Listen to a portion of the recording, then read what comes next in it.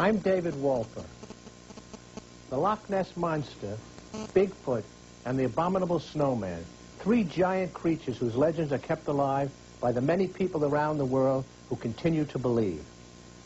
When I proposed a contemporary investigation of the subject as one of our Smithsonian specials, I met with great resistance.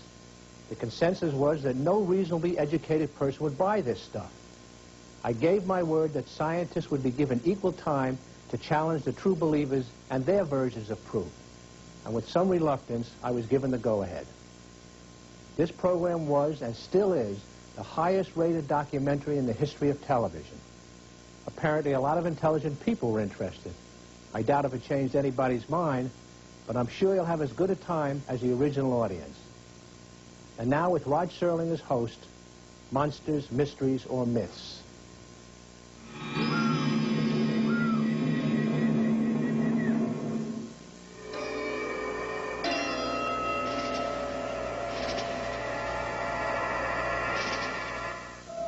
Loch Ness, Scotland.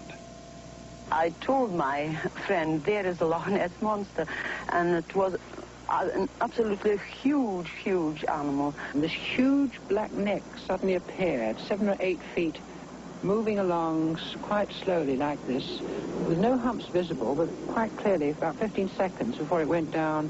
Well, then, of course, when we told people about it, nobody believed us at the time. They said, oh, you've seen a water kelpie or something, and pulled our legs. They didn't believe it. But we knew we'd seen the thing. It was really terrifying. The Himalayan mountain range, Asia.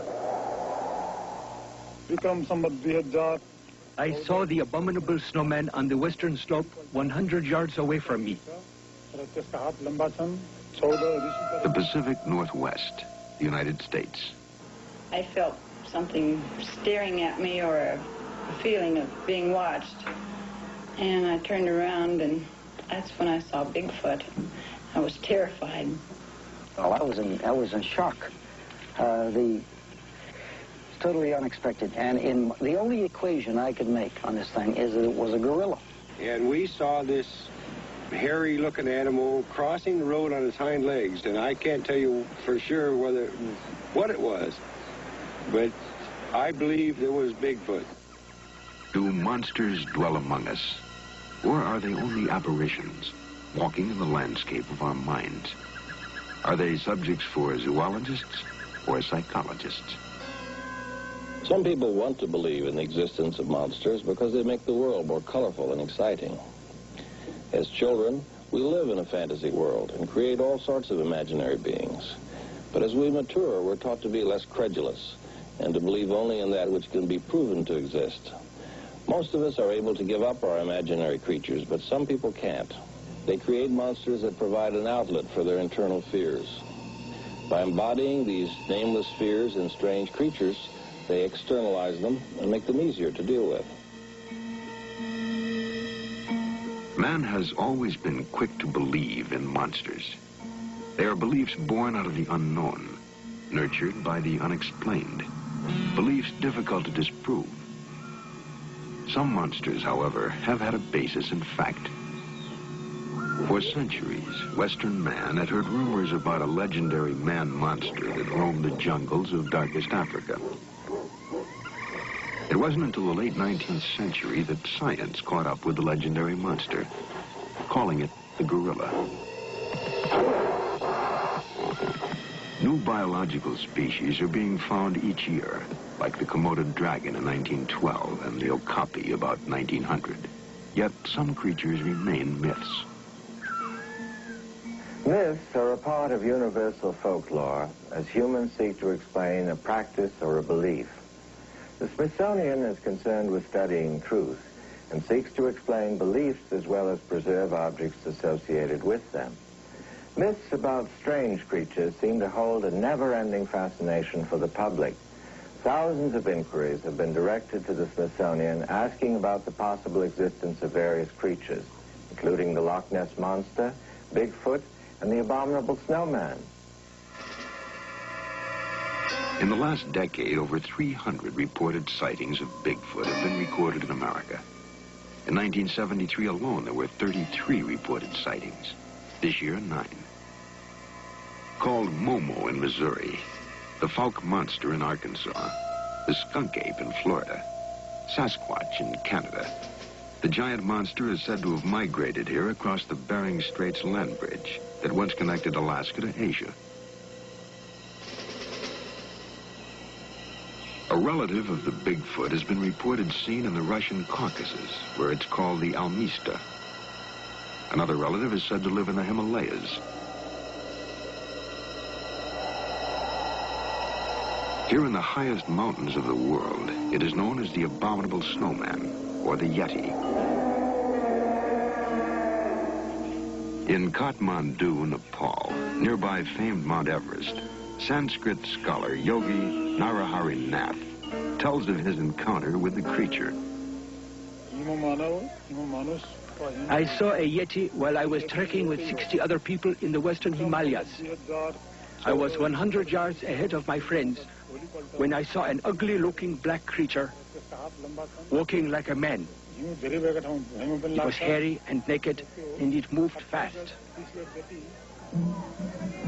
The culture and religion of the mountain people of Tibet and Nepal, the Sherpas, are filled with tales and dances of demons. Some are of the Abominable Snowman. The Yeti is considered an evil spirit to be feared. Among some, it is considered fatal to even look upon a Yeti.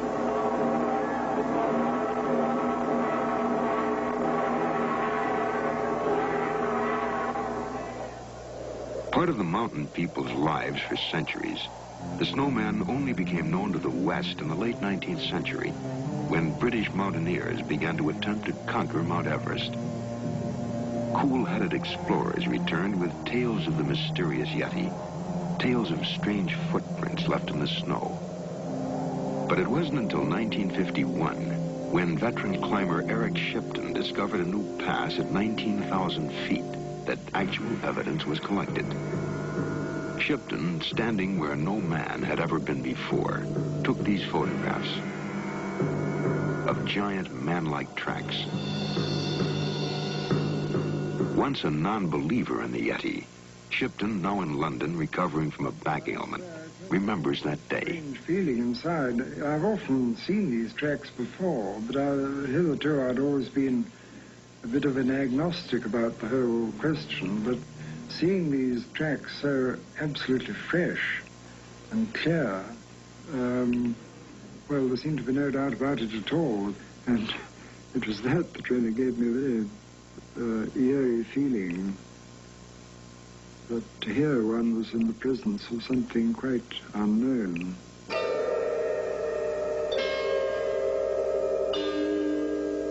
What the footprints show are the tracks of an animal that moves on 2 feet for long distances. The only animal known to do this is man. Further, the footprints, larger than those of apes, show no claw marks normally associated with bears.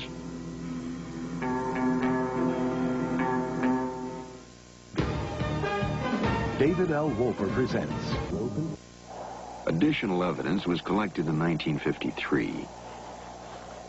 While directing the Hillary expedition, the first to reach the top of Everest, Lord John Hunt says he heard the Yeti. This was during the 1953 expedition when we were doing some training, expedition training, in the mountains on the east of Everest. And I myself, with some of my companions and Sherpas, were camping beside a glacier behind a mountain called Ama Dablam.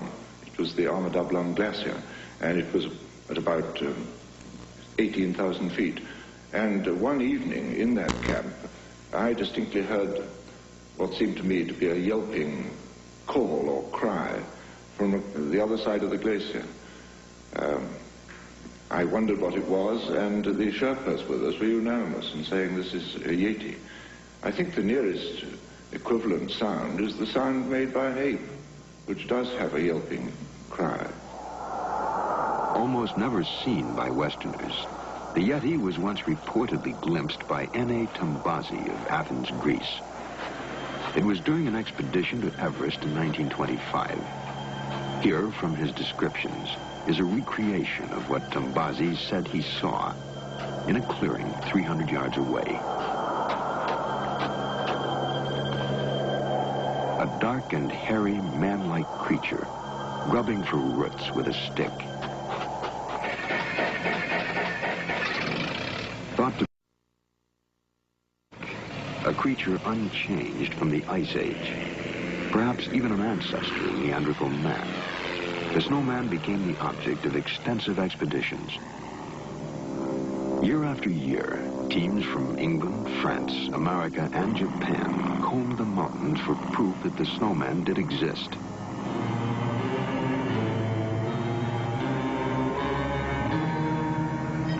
Anthropologists and naturalists joined in the search, looking in vain for bones or a dead carcass, for something physical to bring home to a Western world of skeptics.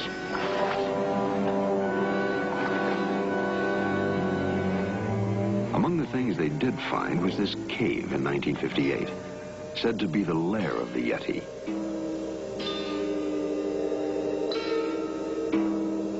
And in 1961, what was said to be the hide of a Yeti. And even its alleged mummified hand. And what was said to be the hide of a Yeti's scalp. These artifacts, plus eyewitness testimony, convinced many of the Himalayan travelers that the snowman did exist. The leader of one expedition, however, does not agree. Sir Edmund Hillary, the first man to reach the top of Everest, led an expedition in 1960 to search for the snowman.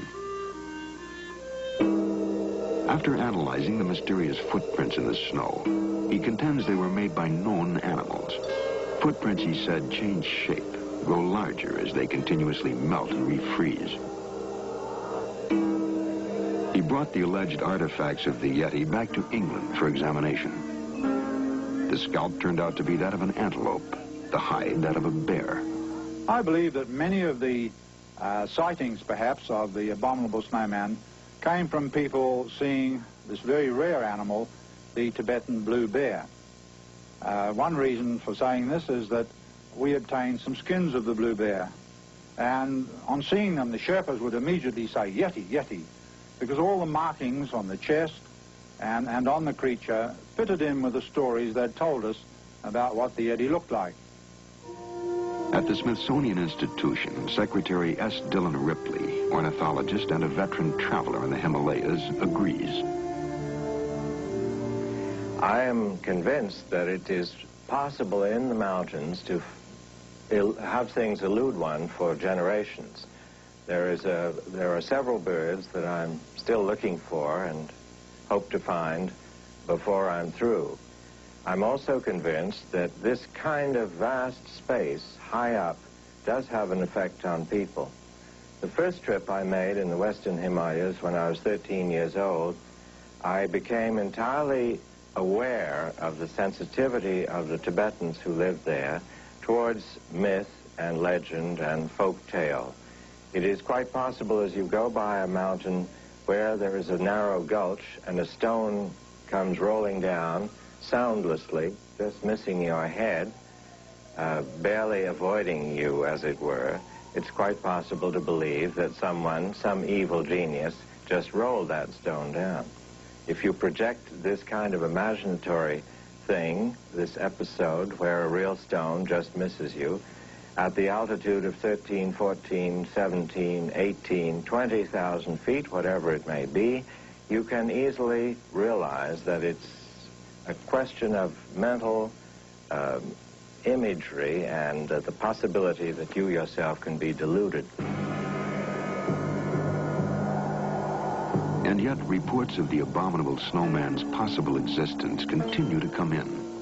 In July 1974, a Sherpa girl, Lakpa Doma, claimed she was attacked by the snowman.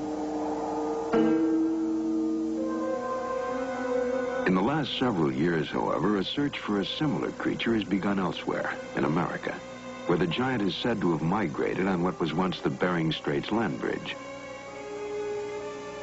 In the Dalles, Oregon, the first center has been opened to collect known data on the alleged monster, the American Yeti, known as Bigfoot. What happened? Do you think you actually saw something or heard something? Okay, did it look like a man? Was it walking upright? Okay, how big do you think it was?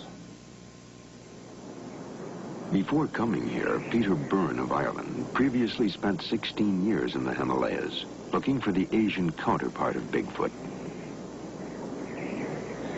I decided to leave the Himalaya and come here and get into the Bigfoot investigation and search because I felt there was more chance of coming to a conclusion in this area, in this country. Here, there are many advantages that we didn't have in the Himalayan searches. There's a system of roads that enable you to get into the backcountry. There's communications, telephone, radio, and so on. We had none of these things in the high Himalaya. The terrain was extremely difficult. We could have gone on for years and years there, I think, whereas here, although it's been 3.5 years, I think we will come to a conclusion quite soon. First found in Indian folklore, Bigfoot has become an American legend. Now some hope to prove that legend a reality. Does a wild, giant, man-like monster called Bigfoot roam the American forests?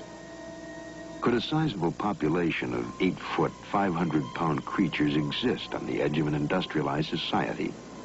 American scientists emphatically say no. Say no. I don't care what other people think. I saw Bigfoot 10 years ago. I was with 11 other Boy Scouts at the time, and we were camping 18 miles south of Butte in the Deer Lodge National Forest. We had walked in to the forest about 5 miles that day. Not over yet. We got another mile. In this dramatic recreation is what Dan Malachny and 2 of his friends claim they saw.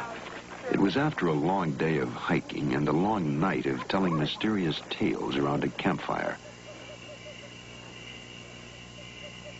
For the more impressionable, sleep was long in coming and short in duration.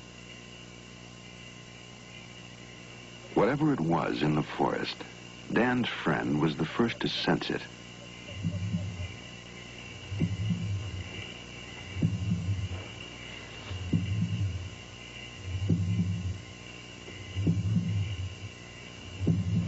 The first to hear it.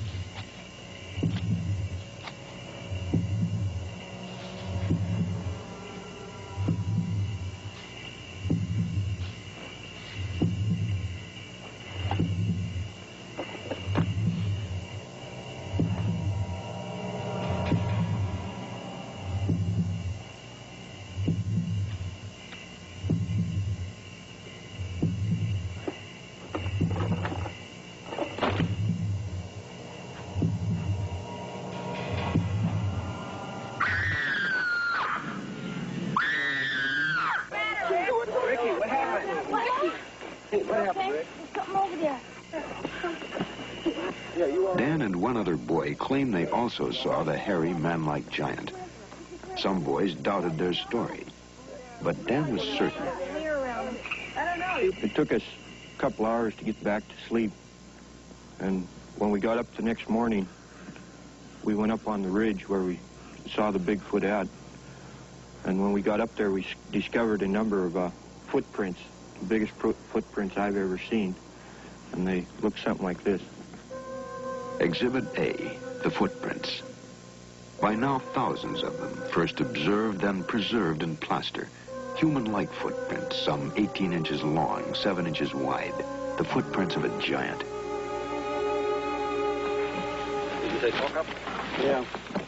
In the area where most of these footprints have been found, a privately funded expedition sponsored through the National Wildlife Federation hopes to photograph a live Bigfoot or produce evidence of a dead one. Under the direction of Robert Morgan of Miami, Florida, the group has already claimed discovery of additional footprints in Oregon and Washington. They believe a colony of over 200 Bigfoot creatures inhabit the unexplored wilderness of the Pacific Northwest. The expedition has tried to anticipate the creature's movements, running the roads, keeping a watchful eye for any evidence of its passing.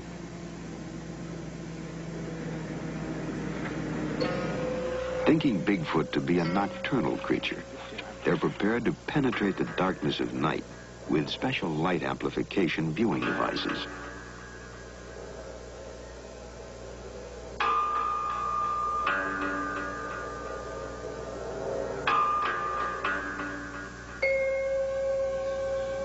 Morgan, a former government computer specialist, began to pursue Bigfoot only after having seen one, he says, in 1957.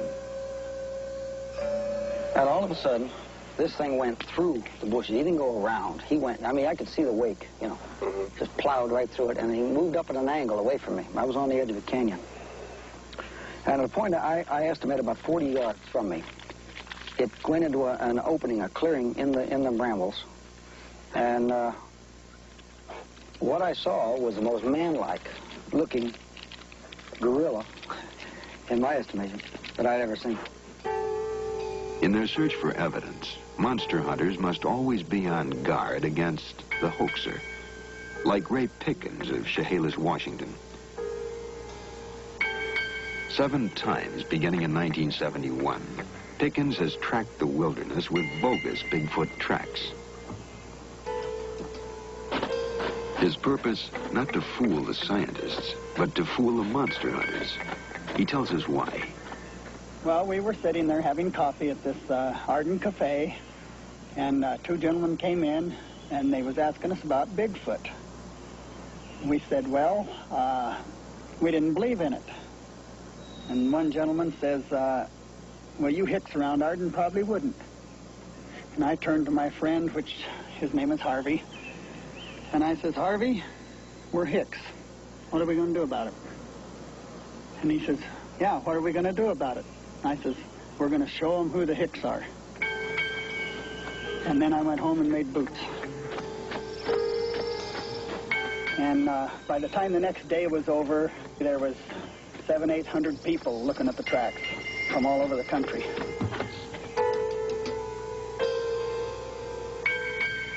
There are a number of footprints that I've seen that are faked, and this can be done. But on the other hand, there are a few that show some characteristics that I think could not have been faked. This is one such footprint.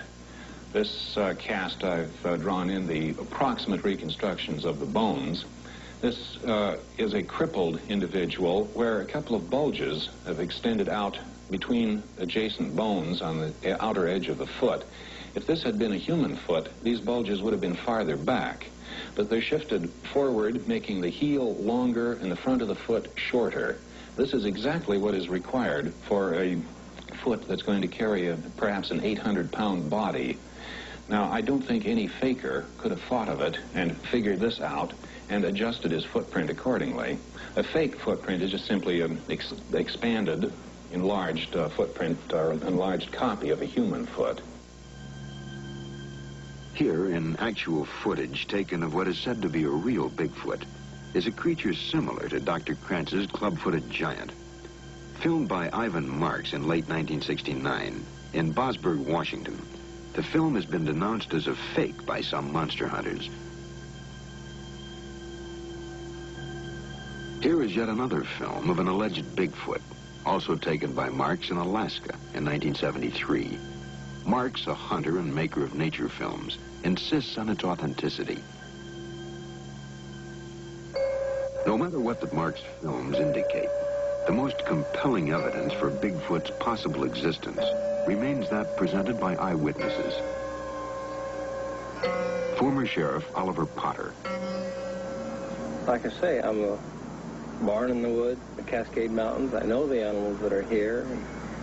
This was something different that I had never seen before. A large creature, about 7.5 to 8 foot tall. It was grayish-black in color, and as it went away from me, I seen the backside of it, walking as a man would walk on its hind legs. It moved more or less like a man, and it was about 6-7 feet tall and probably a blackish-brown color.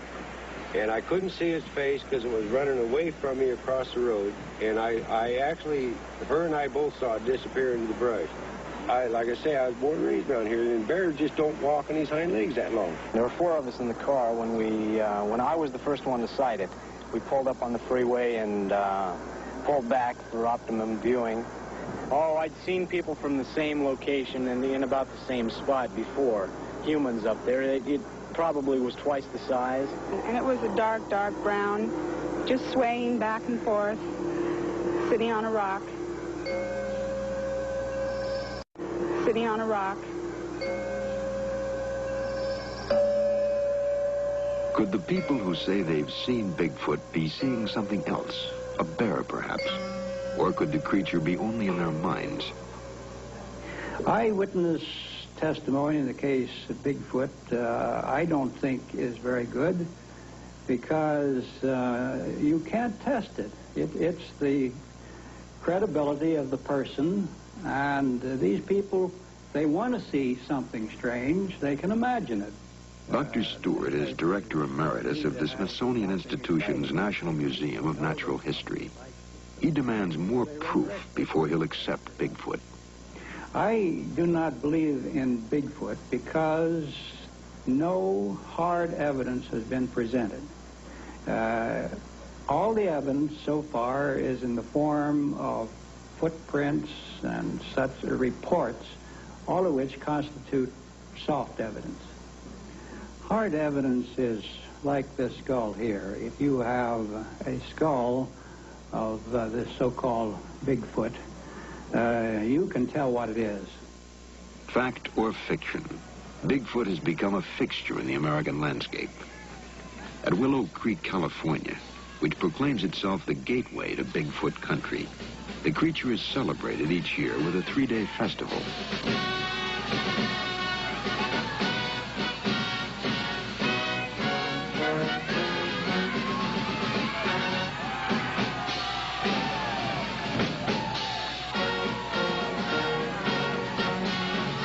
Bear, ape, man, monster, or myth, one thing is certain. Bigfoot is an #1 tourist attraction.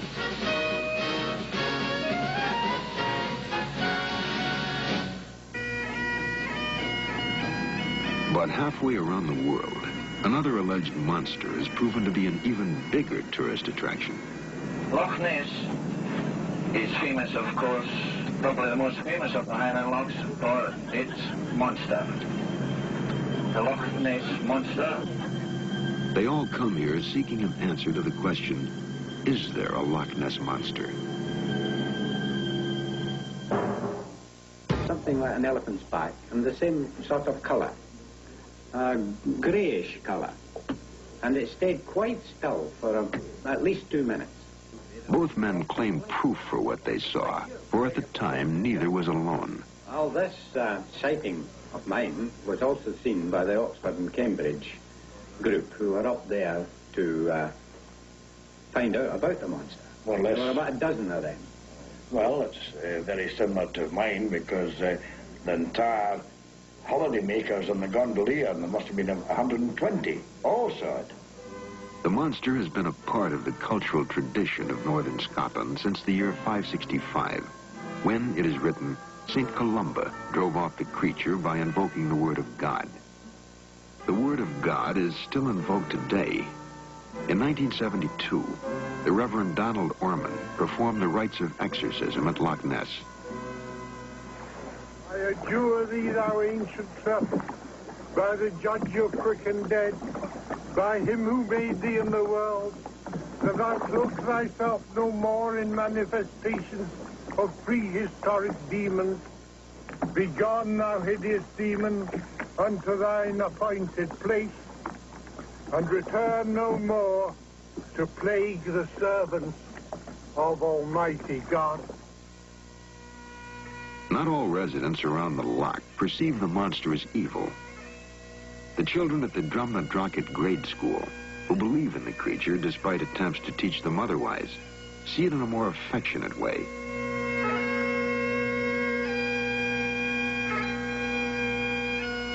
They call it Nessie. Nessie, however, has been said at times to show a more sinister face, as when John Cobb, British speed champion, took his boat out of Loch Ness in 1952. Cobb was attempting to set a new world's record.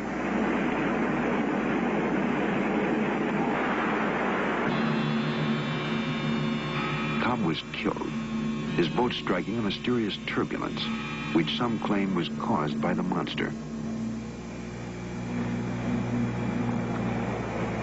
Among those who believe the theory that Cobb met his death because of the Loch Ness Monster is Tim Dinsdale, a former aeronautical engineer and now a full-time resident monster hunter. Dinsdale, who lives on the loch, in this boat, the Water Horse, has been watching the surface of the lake for 15 years. His vigil began in 1960, after he took what is claimed to be the most convincing film ever shot of the Loch Ness Monster. Using a 16mm spring-wind camera with a 135mm telephoto lens, Dinsdale filmed this moving object 1,300 yards away. He submitted the film for analysis to the Joint Air Reconnaissance Intelligence Center at the British Defense Ministry. They enlarged the film as shown here, subjecting it to intense scrutiny. Their conclusions: that the film is of an animate object, not a boat, that it is moving 10 miles per hour, and that it is 6 feet wide, 5 feet high. Dinsdale has interviewed almost every living eyewitness of the alleged monster. Here he describes what it might look like, based on these interviews. Yeah. Then you get this tremendous body. The forward limbs, I think, are rather smaller than the rear one. These curious humps, of which I think there are two basically at the pelvic and the shoulder girdle, and this region in between seems to be able to change shape. People have seen the back changing shape. They've actually watched it. And then right up the back end, you have, I think, a tremendous swimming tail, like a crocodile's tail, which is used to propel the thing through the water.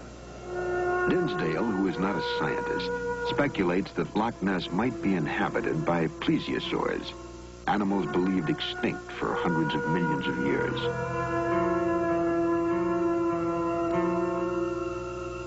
The theory is that plesiosaurs entered Loch Ness before the last ice age, when the lake had an outlet to the sea. That an animal believed extinct can still exist is shown in these films. The coelacanth, a fish thought to be extinct for 60 million years, was rediscovered near South Africa in 1938. The coelacanth was hidden in the open ocean. Loch Ness is landlocked, confined. Yet the question remains, could these waters be home to prehistoric creatures?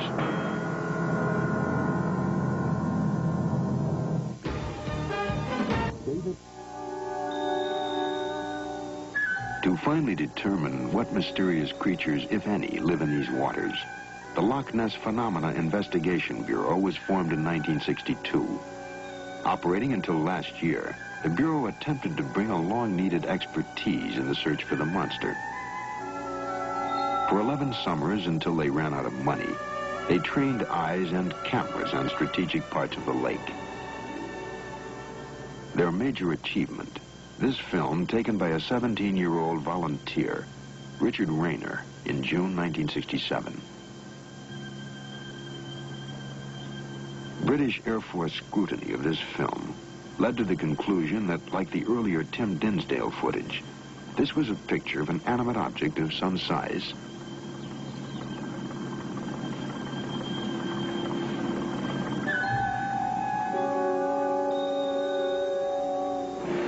Director of the Investigation Bureau was Member of Parliament David James. He tells us what criteria the Bureau used in evaluating eyewitness testimony. Well, if in doubt, we threw out. We never accepted any account within 15 minutes of a vessel passing either way, because you can get extraordinary wake effects rebounding off the shore and so on. So multiple humps within 15 minutes of boat, we rejected out of hand.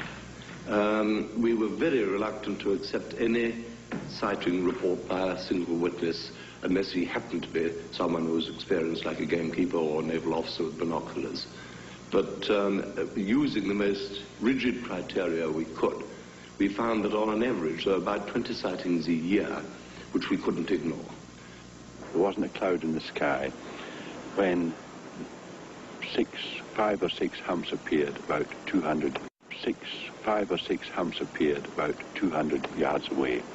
And when I saw them, the thoughts that entered my mind were this: there was nothing there when we passed. It's not any creature I know. It fits the descriptions of the Loch Ness Monster. It must be the Loch Ness Monster. This animal appeared, long, tapering neck, small head, huge hump, which I reckon 30 feet long, about 3 to 4 feet high at the apex. And I shut my eyes once, twice, 3 times to make quite sure I wasn't imagining seeing something. No, it was there all right. The loch is a mysterious place. Shadows and wakes create peculiar effects. There are those who say anyone can be coaxed into seeing a monster in these waters.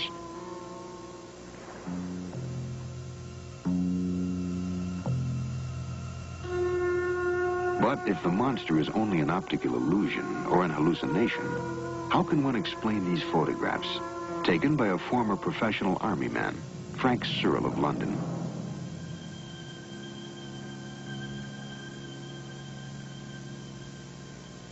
Searle runs his own one-man investigation unit at Loch Ness.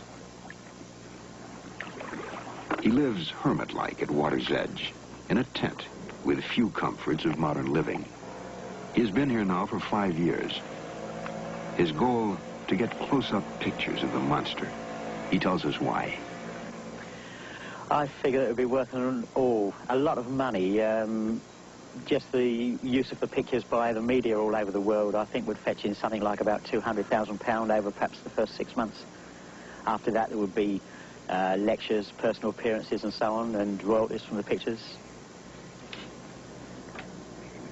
Nicholas Witchell, law student and part-time monster hunter, in a new book published in London this summer, questions the authenticity of Searle's photographs. I'm afraid there are people who are faking photographs on the loch at the moment. This is done by superimposing objects onto negatives and by placing objects in the water and then photographing them. And recently, these pictures have been getting a great deal of attention from the popular British press. To get better pictures, the monster hunters took their cameras underwater in submarines for the first time in 1969. But the unusually peaty and murky darkness of the loch's waters closed off all possible visibility. The submarines were considered useless and were withdrawn.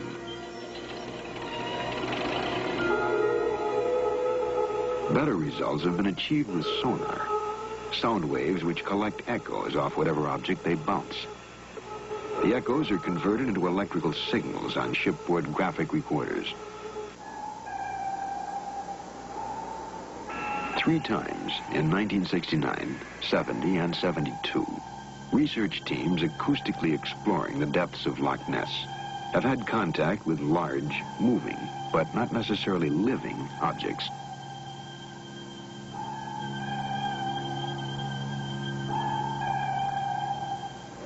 The director of one of these expeditions was a Boston patent lawyer, Robert Rhines, who returned to Loch Ness in June 1974 to undertake a more ambitious underwater project. You lower this there and have this sink into the silt and so forth. Rhines' plans call for the dropping of 2 waterproof cameras into the loch. The cameras are connected to a powerful strobe light and sonar recorder, all operated by a computer. When an object larger than 30 feet passes through the sonar beam, the computer will activate the strobe light and cameras. Every 10 seconds, another picture will be taken until the object passes out of the sonar's range.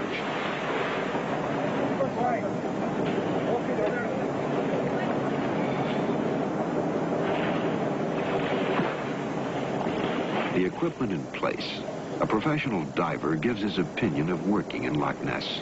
You're dead right. I don't intend to go back to Loch Ness again. Was it frightening? It was frightening.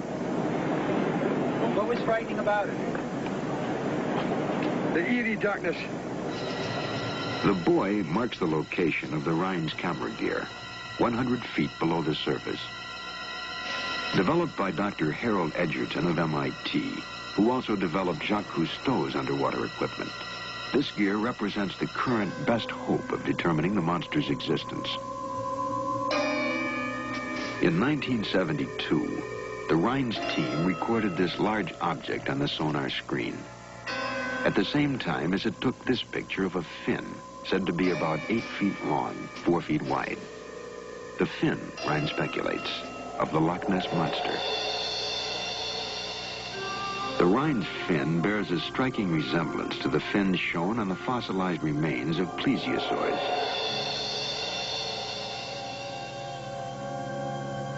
Dr. Nicholas Houghton, a vertebrate paleontologist at the Smithsonian Institution, replies, I think it's very unlikely that anything the size of a plesiosaur would be able to live in Loch Ness without our being aware of it long before now. Or being able to live there, period, because there just isn't enough room for something that big. In thinking about a plesiosaur, you have to think in terms of moderate-sized whale, as far as the amount of room it needs and the amount of food it needs. I can't give you very precise figures, but just to get sort of a ballpark order of magnitude, I would say that a reproducing population of plesiosaurs, whatever that is, maybe 40 individuals, we don't really know, but it would require a stretch of sea, depending on productivity, ranging along coastal waters, say from Chesapeake Bay down to, at least down to South Carolina or Georgia, and maybe all the way down to Florida. There has been talk of electrifying the lake, of building giant nets, to find the hard evidence to determine if the creature exists. Without that evidence, the Loch Ness Monster must remain an intriguing but unsolved mystery.